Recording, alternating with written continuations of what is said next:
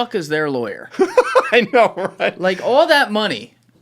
Lack of brain cells. Well, that's the thing. They didn't have a lawyer in this. It was actually Danny's mom, Carol, who came to them personally and asked them to do the letter.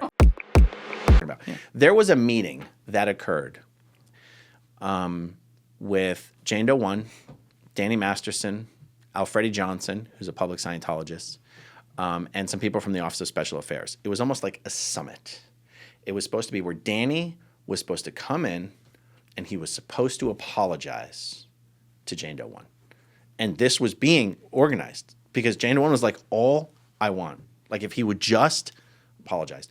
And the fact that the Office of Special Affairs even attempted to facilitate something like this is proof to anyone in Scientology that the Office of Special Affairs determined that Danny Masterson committed. And they were just trying to smooth it over so that it didn't go legal and it didn't become a big flap and a big bad PR for Scientology. And what happened is Danny Masterson came into that meeting and he couldn't just be sincere. He was cracking jokes, he was laughing, he was insulting. And it was actually one of the Scientologists who called an end to the meeting. Said, that's enough. This is too much. Get out of here. Wow. And what's crazy about how the whole Danny Masterson thing ended up rolling out and him getting convicted and in prison is that at any step of the way, the Scientologists involved were willing to settle it internally if it was just handled correctly to their satisfaction. And this is what I mean when I say Scientology over and over again turns its own members against it by just refusing to treat people with humanity. That's the fact that you know, someone, all they could want in a situation, which is like one of the worst things that happen to somebody, to be assaulted like that. And all they're asking for is just someone to show contrition for it in a private setting. Like, that's their bar. And he can't even do that. That's a fucked up, I mean, he's fucked up for doing these things in the first place, but that is an extra fucked up individual. That is someone, I don't know that there's, I don't know how you can come back as a person. It's true. And it's especially true that he is a uniquely screwed up individual. It's not just, oh, he knew Scientology would protect him, so he was raping Scientologists. This guy raped non-Scientologists. This guy raped people in multiple states, in multiple countries, in multiple decades. This guy is a danger to society. It wasn't just Scientology. It wasn't just the protection he had as a Scientology celebrity. He raped non-Scientologists. Yeah. Why do you think people like, I mean, we saw the famous, I think it was like a letter from Ashton, Kutcher, and Mila Kunis. Like, why do you think people like that defended him even after he finally got found guilty? Well, the number one reason is they didn't think anybody were going to find out about it. Yeah, good luck with that. They truly did not know those letters were going to be admitted into the record and would be available to the public.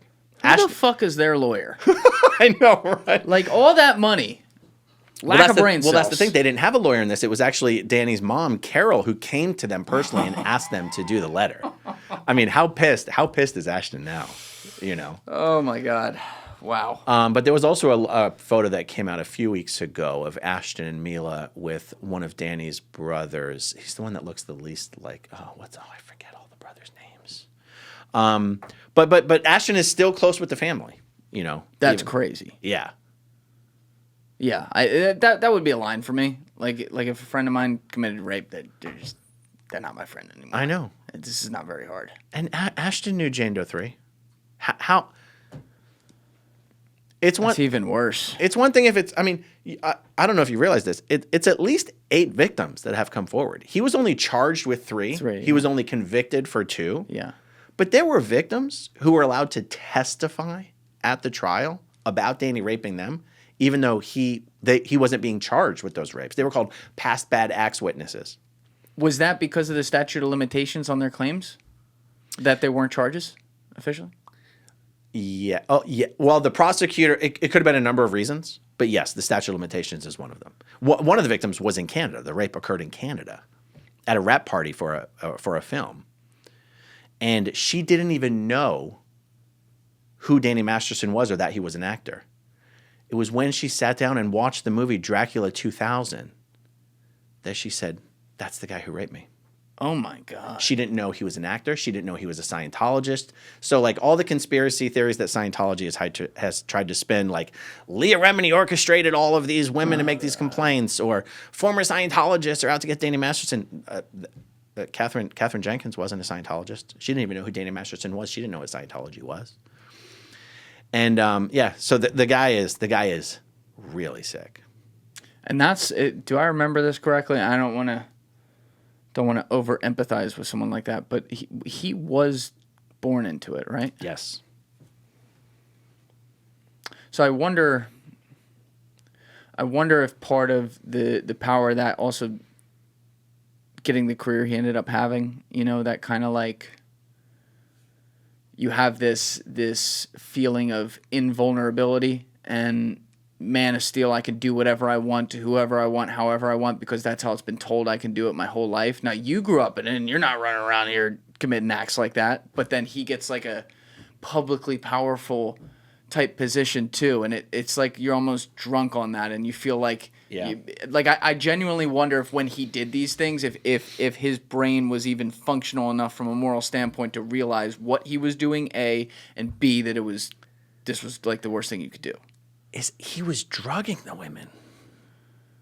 So it's like that's where you get to it's obviously like premeditated, but like you see some of these guys, their brain doesn't function like ours, and they're like, oh yeah, this is fine. What was Bill Cosby's line? Like, oh, just go sleep a little bit. It's a great comparison. If your brain is wired a certain way, are they even truly aware? I mean, look, I think they are aware, but they're like, are they thinking about the seriousness of what they're doing the same way we think about the seriousness of what they're doing? One little anecdote comes to mind. There's a clip that floating around of Danny Masterson on Conan O'Brien. It's just the weirdest thing. I've seen this. And he goes, hey, my friend Bodie, Jenna Elfman's husband, Bodie Elfman. Bodie likes to do an impression of me. Hey, my name's Danny Masterson. Do you want to touch my balls?